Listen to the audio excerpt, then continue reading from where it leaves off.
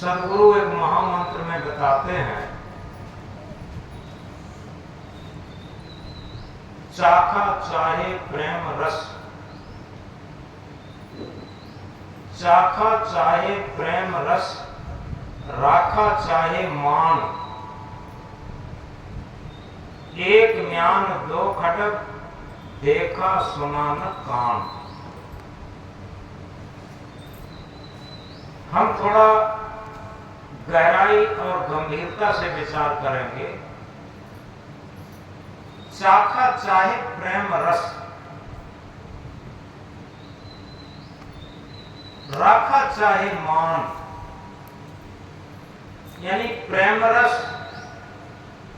और अहंकार ये दोनों एक साथ नहीं होते। ये सूत्र है, क्योंकि प्रेम हृदय से तभी प्रस्फुटित होता जब अहंकार गल जाता। जिन महापुरुषों को, जिन भक्तों को हम आज आदर्श मानते हैं, जिन्हें याद करते हैं, जिनके लिए नतमस्तक होते हैं, उनके जीवन को याद करें। वो चाहे कितने बड़े राजा हो, महाराजा हो, कोई भी हो, लेकिन जब उनका अहंकार गल गया तभी उनके अंदर सच्चा प्रेम जागृत हुआ। हमारे अंदर सच्चा प्रेम जागृत नहीं हो पाता, और जब प्रेम जागृत नहीं होगा तो भक्ति प्रस्फुटित नहीं होगी। भक्ति प्रस्फुटित नहीं होगी तो आत्मज्ञान प्रस्फुटित नहीं होगा। हम पोथी का ज्ञान तो रट सकते, ये भजन, प्रवचन, पोथी का ज्ञान ये तो सब कह सुन सकते, लेकिन वास्तविक जिसके लिए सदगुरु कबीर साहब ने कहा, आत्म ज्ञान बिना नर भटके, कोई मथुरा कोई काशी। यथार्थ में आत्म ज्ञान वही प्रेम रस है, और वो तभी आता है, तभी प्रस्फुटित होता जब हमारा अहंकार गल जाए। एक कहानी से एक सत्य कथा से समझेंगे। एक बहुत बड़े संत दक्षिण भारत की यात्रा में चल रहे थे। वहां एक संत का नाम सुना। संत का नाम सुना तो संतों का हृदय निर्मल होता है। उन्होंने सोचा, जब यहां तक आए ही हैं और किसी संत का हम यहाँ नाम बहुत सुन रहे हैं, उन संत के दर्शन करने चाहिए, उनसे मिलने चाहिए। तो वो संत वहां संत के आश्रम पर मिलने के लिए जब पहुंचे तो उन्होंने अपनी तरफ से उन संत को प्रणाम किया जो आश्रमधारी थे। वो सही ढंग से उनका प्रणाम भी नहीं लिए, मारे अहंकार के। और वो बेचारे जो बाहर से गए थे बड़ी विनम्रता से प्रणाम किए और एक आसन पड़ा था उसी पर बैठ गए। थोड़ी देर बाद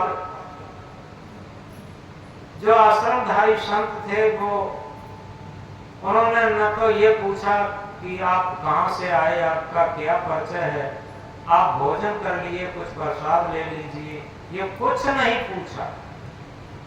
और ये कहा कि महाराज आपको क्या बताएं, हम बहुत बड़े जमींदार थे,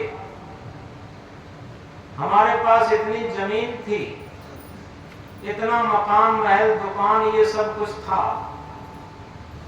तमाम संपत्ति का ब्यौरा उन्होंने सुनाया और ये कहा कि उस सबको लात मार करके यहाँ आ गए। तो जो बाहर से संत गए थे उन्होंने बड़ी विनम्रता से कहा कि महाराज जी आप ठीक कहते हो कि आप बड़े जमींदार रहे होगे, आपके पास बड़ी जमीन रही होगी, धन दौलत पद प्रतिष्ठा रही होगी और आपने लात भी मारी होगी, लेकिन वो लात सही तरीके से लग नहीं पाई। अगर सही तरीके से लात लग जाती तो आज उसे याद नहीं करते, और उसे बार बार याद करते हो तो ये सब आपके अहंकार का सूचक है। उन संत ने कह दिया आप उसे बार बार याद करते हो, कहां छोड़ पाए उसे, वो तो तुम्हारे अंदर भरी है। सारे संस्कार तुम्हारे बचपन से आज तक के सारे संस्कार तुम्हारे भरे हैं। भक्ति का मतलब ये होता है कि जितने भी हम पिछले भूतकाल के सारे संस्कारों को गला दें, अहंकार को गला दें, और जो हमारा पद प्रतिष्ठा कुछ भी रही हो उसे भुला दें। तो जो बाहर से संत गए थे उन्होंने जब बात कही तो वो संत का अहंकार गला और वास्तव में समझा कि ये संत कह रहे हैं सही कह रहे हैं। तो इस तरीके से हम चाहे संत श्रेणी में हो चाहे भक्त श्रेणी में हो, जब तक हम अपने मान सम्मान की बात करते रहते, अहंकार की बात करते रहते, पद प्रतिष्ठा की बात करते रहते, धन दौलत मकान महल की बात करते रहते, तब तक ये सब अहंकार की बातें हैं, प्रेम की बातें हैं। क्योंकि प्रेम में सब गल जाता। प्रेम एक ऐसी धधकती आग होती है, जिस धधकती आग में अहंकार चूर चूर हो जाता, अहंकार रह ही नहीं पाता। और ये सारा अहंकार का ही कारण होता है कि हम बार बार अपनी पिछली यादों को जिंदा करते रहते, पिछले संस्कारों को जिंदा करते रहते। इससे वर्तमान की हमारी भक्ति भी कटती है, वर्तमान का भजन भी कटता है, कुछ नहीं होता। जितना हम भुला सकें उतना ही वर्तमान की जागरूकता आ सकती है। इस बात को बहुत गहराई से समझें। रात दिन हम भूतकाल की घटी घटनाओं को याद करके, क्योंकि मन हमेशा या तो भूतकाल की घटी घटनाओं को याद करता है और या भविष्य के सुखद कल्पनाओं का चिंतन करता है। ये मन की परिभाषा है, ये मन का क्रियात्मक स्वरूप है। और जब हम आत्म बल, आत्म ज्ञान और आत्म संयम की स्थिति में होते हैं तो भूतकाल की घटी घटना एक सपना के समान हो जाती है, कुछ नहीं, उनका कोई मूल्य नहीं। एक राजा था, बात समझने के लिए बात को तरीके से समझा जाता है। एक राजा था, वो बाहर भ्रमण के लिए गया था। राजा और रानी दोनों लोग, उनके मंत्री वगैरह थे साथ। और जानते हैं राजा के पास अपने अंगरक्षक भी होते हैं। ये सब लोग राजा के साथ भ्रमण के लिए गए थे। जब अपनी राज्य की सरहद से पहले एक पड़ाव में रुके तो उन्हें सूचना मिली कि तुम्हारी राजधानी कट चुकी है। इतना बड़ा तूफान आया, एक नदी के किनारे थी, वो कट चुकी। अब रानी बेहवल होकर के रो रही, राजा चुपचाप बैठा। तो सब लोगों ने समझा कि राजा पागल हो गया। लेकिन राजा को झकझोरा गया और झकझोर करके पूछा, आप कुछ क्रिया प्रतिक्रिया नहीं कर रहे हैं, अपना राज्य और अपने राजधानी कट चुकी है, सब बह चुका है। तो राजा ने एक बात कही, बहुत मोस्ट इंपॉर्टेंट। राजा ने कहा कि अब राजगद्दी, राजमहल कट ही चुका है, अब इसके लिए रोने से क्या होगा। क्यों? अभी मैंने रात एक सपना देखा था, सपने में मैं चक्रवर्ती सम्राट हो गया, और चक्रवर्ती सम्राट होने के बाद उतना ही फौज फामड़ा, उतना ही अधिकार मेरे पास था, और चारों तरफ हमारी दुहाई फिर रही थी, बहुत बड़े पद प्रतिष्ठा थी, कई रानियां थी, कई बेटे थे, ये सब कुछ बहुत बड़ा था, हमारा तामझाम था। लेकिन सपने से जैसे जागे वो हमारा चक्रवर्ती सम्राटत्व गायब हो गया, और इतनी धन संपत्ति, इतना फौज मामला सब गायब हो गया, क्योंकि सपने से जागे तब। ऐसे ही वर्तमान में ये एक सपना सा ही है कि ये सब भुलाना है। राजा ने कहा ये सब भुलाना है, वर्तमान में जो स्थिति है उसमें स्थित रह करके अपने जीवन की श्वासों को पूरा करना है बस। तो इस तरीके से उस राजा की विवेक भरी वाणी सुनकर के रानी को भी हिम्मत आई। जो रानी रो रही थी उसे हिम्मत आ गई, और वो भी वर्तमान के जीवन को संभल करके जीने का साहस भरी, और धीरे धीरे जाकर के अपनी राजधानी में पहुंच गए। तो देखते क्या है कि थोड़ा भाग कटा था, थोड़ा भाग सही था, वो अपना सही करके निवास करके और सही अपना जीवन बसर करने लगे। तो ये उदाहरण इसलिए है कि हम वर्तमान में जीवन कैसा जी रहे हैं इस बात का महत्व है। भूतकाल में हमने क्या क्या किया और क्या क्या थे इसका कोई महत्व नहीं। आज वर्तमान में हम क्या क्या कर रहे हैं और कैसे हैं, हमारी मन की स्थिति कैसी है, हमारे मन के संस्कार कैसे हैं, ये सबसे ऊंची चीज है। इसीलिए सदगुरु कबीर देव कहते हैं जो बीत गया वो सपना है, जो बीत गया वो मुर्दा है, आने वाला सपना है, जिसमें हम बंधन काटें वो वर्तमान समय अपना। जो बीत गया वो मुर्दा है,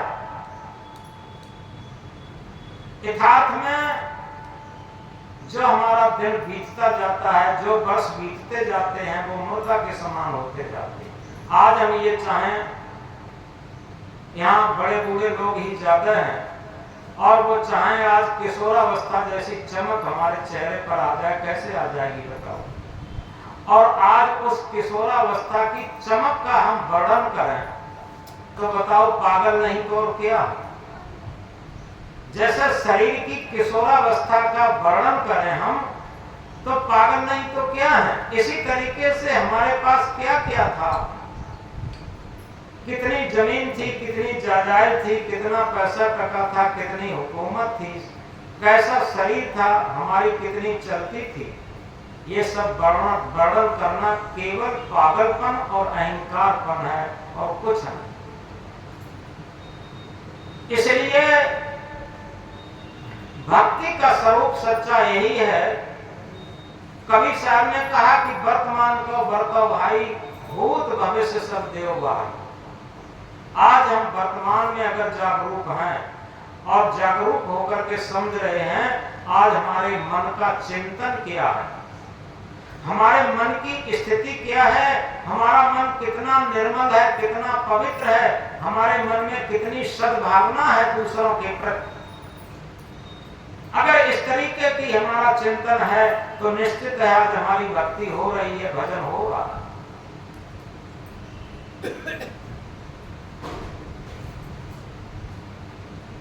तो इस प्रकार हम एक महामंत्र कह रहे थे, चाखा चाहे प्रेम रस, राखा चाहे मान, एक म्यान दो खटक देखा सुना न काम। यानी हम प्रेम रस को तो चखना चाहते, लेकिन अहंकार को भी छोड़ना नहीं चाहते। देखो रामायण की चौपाई क्या कहती है, जहां काम तहां राम नहीं, जहां राम नहीं काम, तुलसी दोनों होत नहीं, रवि रजनी एक ठाम। जहां कामनाएं हैं, मन की अहंकार है, मन की कामनाएं हैं, वहां राम स्वरूप नहीं हो सकता। जो घट घट रमैया राम है, चेतन राम, आत्म राम, वो आत्म राम की स्थिति नहीं हो सकती वहां। तो जब तक मन का अहंकार है तब तक मन में कामनाएं जीवित रहेंगी, मन की इच्छाएं जीवित रहेंगी, इसलिए अहंकार जलाना जरूरी। तुलसीदास कहते हैं, जहां काम तहां राम नहीं, और जहां राम नहीं काम, और जहां राम स्वरूप प्रकट हो गया, जो घट घट रमैया राम, आत्म राम स्वरूप प्रकट हो गया, तो कामनाएं खत्म, अहंकार खत्म, वासनाएं खत्म। तो जहां राम नहीं काम, तुलसी दोनों होत नहीं, रवि रजनी एक ठाम। तुलसीदास एक ऐसा उदाहरण लेते हैं, तुलसीदास जी कहते हैं कि रात्रि और सूर्य दोनों एक साथ नहीं हो सकते। जब रात्रि होगी तो सूर्य नहीं होगा, और सूर्य होगा तो रात्रि नहीं। ये नियम की बात है। तो इस बात को हम बहुत गहराई से याद करें, क्योंकि हमारे अहंकार में हमारी चतुराई छिपी रहती है। हमें लगता है कि लोग हमें माने। ये सबसे बड़ी चतुराई और अहंकार का कारण होता। यथार्थ में हम कभी भी ये न सोचें कि लोग हमें माने। क्या है, हम अपने आप को माने। ये आध्यात्मिक सूत्र है। जानो अपने आप को, खोजो अपने आप, अपने को जाने बिना मिटे नहीं संताप। दुनिया में कोई हमें नहीं मानता हो, कोई बात नहीं, हम अपने आप को जान करके अपने आप को मानते हो, ये बहुत ऊंची चीज है। और दुनिया हमें मानती हो, हम न अपने आप को जानते हो, न अपने आप में स्थित हो, न अपने आप को मानते हो, तो समझो 0/0 है। भक्ति के नाम पर 0/0। तो इस प्रकार सबसे बड़ी बात यह है, चतुराई चौपट करे, अहंकारी गोता खाए, सीधा साधा सरल जीवन तार आत्म पद दर्शाए। चाहे लाख करो चतुराई, कर्म की रेख मिटे ना भाई। हम याद रखें, हम जितना छल कपट करेंगे, जितनी चतुराई करेंगे, उतने ही हमारे संस्कार बिगड़ेंगे। हमें लगता है चतुराई करके हम अपने अवगुणों को छिपा देंगे, लेकिन कहां छिपा करके ले जाओगे? अरे वो तो अवगुण संस्कार के रूप में कभी न कभी प्रकट जरूर होंगे, और जब प्रकट होंगे तो पेट भर रोना पड़ेगा, पश्चाताप करना पड़ेगा, चाहे कोई भी हो। तो इस बात को बहुत गहराई से समझें, जितना हमारा सरल और सहज जीवन होगा, उतना ही निरंकारी जीवन होगा, और जितना ही असहज जीवन होगा, बनावट मिलावट होगी, उतना ही हमारा अहंकारी जीवन होगा। जिसने पाई सहज जीवन की झलक, उसकी मिट गई सकल संसार पाने की ललक। अगर हमारे अंदर सहज जीवन की झलक आ गई तो निश्चित है हमें ये नहीं है कि अमुक हमें नहीं मानता, अमुक हमें नहीं मानता, अरे वो पहले बहुत मानता था अब नहीं मानता, कोई बात नहीं। ये तो दुनिया है। आप देखते हैं माता पिता बच्चे की परवरिश करके पढ़ा लिखा करके शादी ब्याह कर देते और इसके बाद उनकी शादी हो जाती है। माता पिता की आशा रहती है कि ये संतान हमको मानेगी, लेकिन आगे चल के उन्हें प्रतिकूलता का मुख देखना पड़ता। लड़के बहुएं उनसे विमुख हो जाते, अब पूरा जीवन कष्ट में उठाना पड़ता। ये क्यों और कैसे होता? ये सब हमारे संस्कार पहले से रहते। हमें लगता है हमारा जितना स्वार्थ रहता है कि हम परवरिश कर रहे हैं कि हमारा लड़का बड़ा होगा, हम पढ़ा लिखा रहे हैं, लड़का नौकरी लगेगी, हमें मानेगा, हमारी सेवा करेगा, ये करेगा, वो करेगा, तो निश्चित है उसका विरोध ही आता है। ऐसे प्रकृति का विधान है। हम एक निष्काम सेवा करें, आगे उसका कर्तव्य है, माने न माने क्या करोगे? कुछ नहीं कर सकते। अगर हमारे अंदर निष्कामता रहती है तो निश्चित एक प्रकृति का विधान है। एक प्रकृति भी हमारी माँ होती है। एक माँ वो होती है जिससे हमारा शारीरिक जन्म होता। एक माँ प्रकृति होती है क्योंकि प्रकृति के विधान में कारण कार्य की व्यवस्था होती है। आप इस बात को गहराई से समझें। एक प्राकृतिक विधान ऐसा है कि आपका किया हुआ कभी भी फेल नहीं हो सकता। कारण काल की व्यवस्था, अपना कर्म, अपना संस्कार हमें कभी न कभी किसी न किसी रूप में अवश्य मिलेगा। चाहे वो अच्छा कर्म हो, अच्छा संस्कार हो, चाहे बुरा कर्म हो, बुरा संस्कार हो, ये जरूर मिलता है। और हमारे अच्छे संस्कार ही प्रारब्ध में बदलते। लोग नहीं जानते प्रारब्ध किसे कहते हैं। प्रारब्ध कहते हैं अच्छे संस्कारों की पूंजी इकट्ठी करना, और वही अच्छे संस्कार जब हमें प्रतिफल के रूप में मिलते हैं तो निश्चित है वो एक प्रारब्ध में रूपांतर होकर के मिलते हैं। अगर हमारी प्रारब्ध की संपत्ति अच्छी है तो निश्चित है हम बहुत भाग्यशाली हैं। भाग्य कहीं आसमान से नहीं टपकता, प्रारब्ध कहीं आसमान से नहीं टपकता। जितना हमारे अच्छे विचार होंगे, अच्छे कर्म होंगे, अच्छे संस्कार होंगे, उतना ही अच्छा भाग्य होगा, उतना ही अच्छा हमारा प्रारब्ध होगा।